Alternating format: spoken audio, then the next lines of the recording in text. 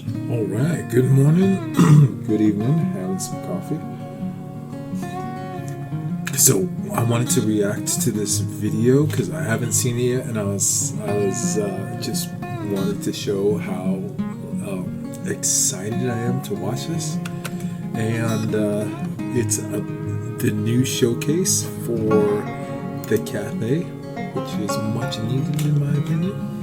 But my heart goes out to Cathay because they're the only one that I've ever fully completed the map.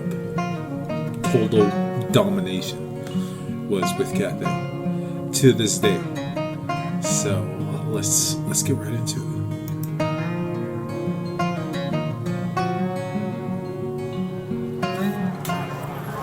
Oh, Empire, Britonia.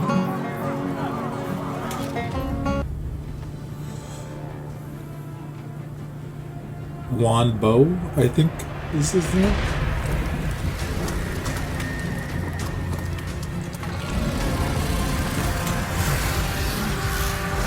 An invasion of the Lizardmen. Okay. Oh, Cathay's infantry is not the strongest.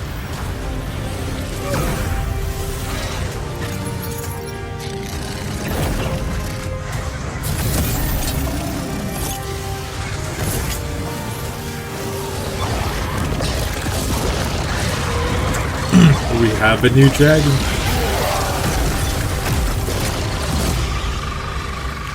We have a new dragon.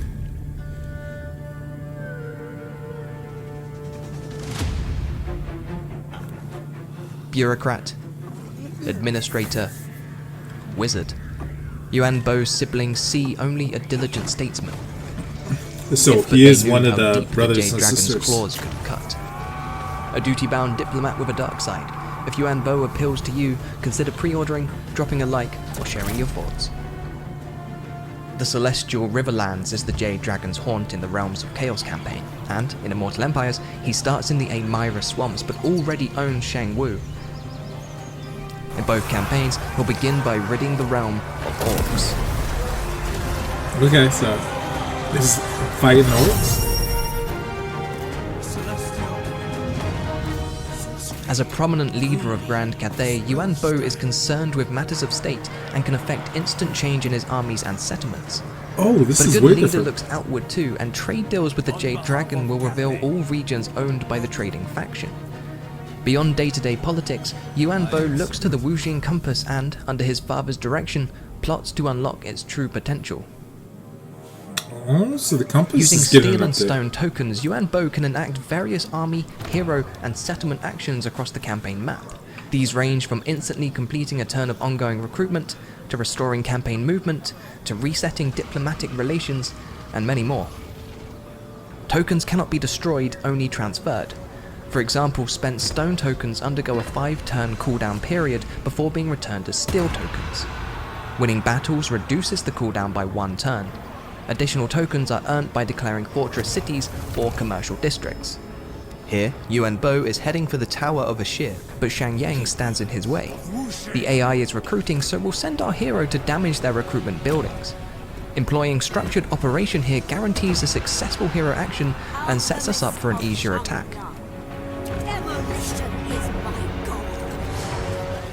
Yuan Bo cannot abide dissenters. The executioner will spill Cathayan blood if needed. Oh man. Infantry Green is my favorite beware color. The Jade Lion's Breath. With 2 charges and significant damage, this spell is as devastating as it is finite. The Emperor's Executioner isn't merely Yuan Bo's title. Twice per battle he can summon a Jade Sword to strike down enemy heroes and lords. I wonder how Access deadly to that multiple is. laws, including Yin, Yang, Light, and Heaven, Yuan Bo is a savage fighter, both as a human or a dragon, at range or up close.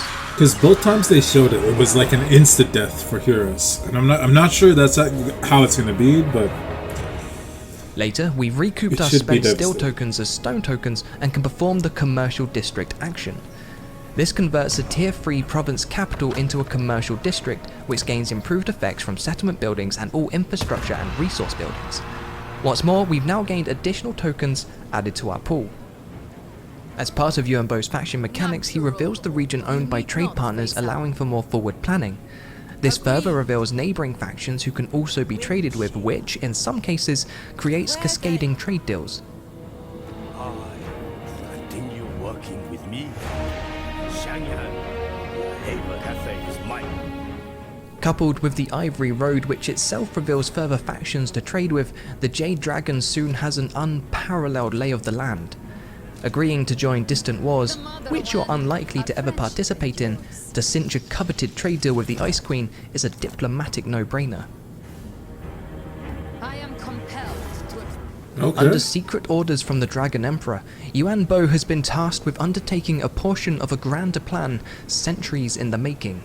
He must seek out locations where the winds of magic gather and build astromantic relays to extend the reach and power of the Jade Compass. There are 4 locations Yuan Bo must gain control of, either through diplomacy or force, and these change depending on your campaign type. In Immortal Empires, you'll be assaulting Lizardmen major settlements. In the Realms of Chaos, the locations are the Tower of Hashir, Weijin,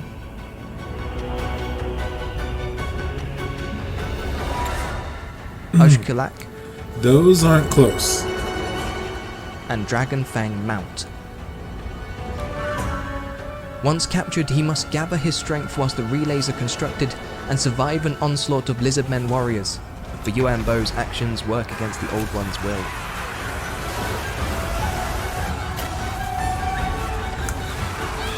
Please say there's another hero.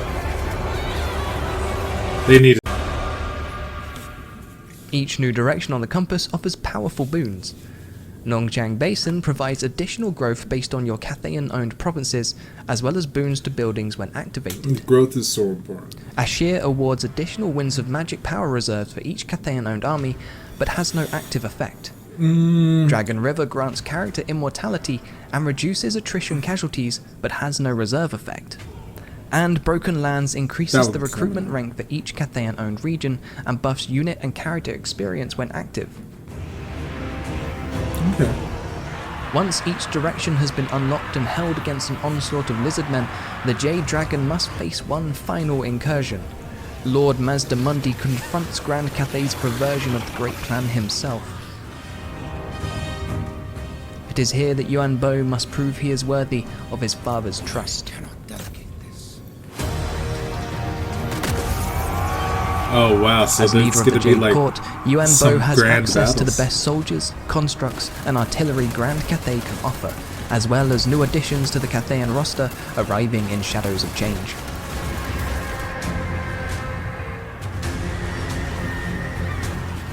The Onyx Crowmen are more than Celestial Court spies. Their wicked beaks, terrifying speed, and impressive numbers make them the perfect choice to harass enemy backlines or run down routers. Oh, that's a new unit. Only the most powerful warriors of Grand Cathay's army rise to the rank of Grand General of the Celestial Host. Gifted and skilled fighters, these dragon-blooded generals are outfitted from the armories of Weijin and lead their men from the front lines. We have new generals. I do not like Grand Cathay's generals. Jade and Jet Lions, deadly slabs of card rock, wreak havoc in melee, Yes. but are valued in Cathay for their magical properties. Jet Lions will dampen the effects of magic, whilst their Jade counterparts will boost sorcery and spellcasting. Oh my gosh, what is this? What In is the this? traditions of Grand Cathay, a great war drum hangs above the gates of every city. But when danger calls from afar, the drum is carried to war to drive the beat of battle into the dragon's loyal soldiers. From that rhythm, Cathay finds its power and its victory. Answering the drum's beat is 3 additional Cathayan regiments of renown: the Grace of Kuei Yin, Empress Crowman, and the Jade War Drum.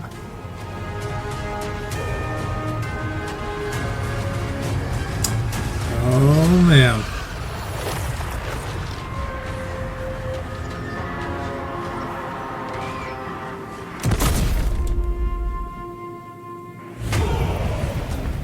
Oh, that looks so good.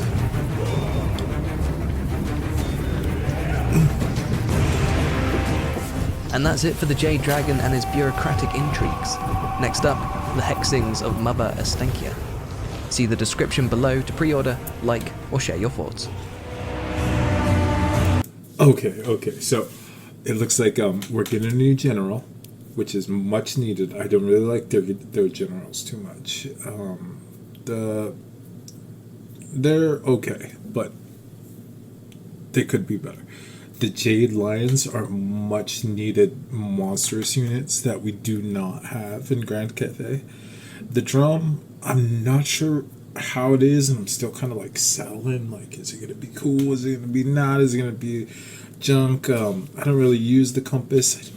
I'm more of a brute force tacticianer. Try to use muscle on muscle, and that's probably why I have such a difficult time playing this game. Instead of taking effects with the magic. However, the new flying units, I imagine they're going to be something like Furies, somewhere in between Furies and Bats, if not just like Bats at all. But some fast flying units is going to be great. Is going to be really, really, really good. And not a lot of people like the Bats, but man, they just can do their job. And I'm hoping they get scouts. I'm hoping that that turns into like some kind of hero-esque too. But Grand Cathay is getting a rework. The King's Assassin. We get a new dragon. It looks like 4 epic battles. Man, I like it. Next time.